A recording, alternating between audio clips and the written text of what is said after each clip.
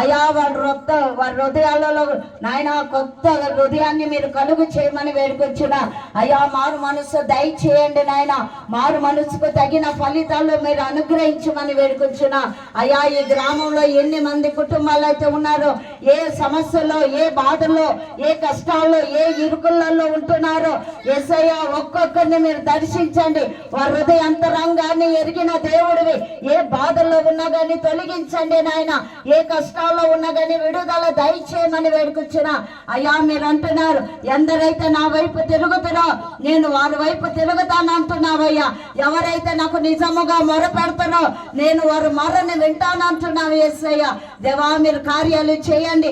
ఎందరైతే నీ వాక్యాన్ని వింటున్నారో అయా వినగలిగిన చెవులు, గ్రహించే హృదయాన్ని అయా ఎందరికైతే మీరు అనుగ్రహించారో నాయన ప్రభా ప్రతి ఒక్కరిని మీరు ఆశీర్వదించండి.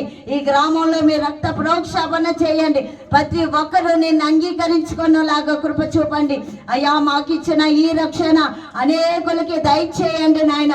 అయ్యా ఈ లోకం శాశ్వతం కాదు, ఆ పరలోక రాజ్యమే నిత్యమైన శాశ్వతమైన రాజ్యం అని అనేకులు తెలుసుకునేలాగా నాయన మీ కృప దయచేయమని వేడుకొచ్చిన ఈ ప్రాంతం అంతా నీ రక్తంతో కడగండి.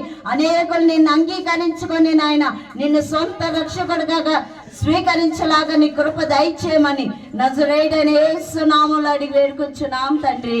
ఆమేన్.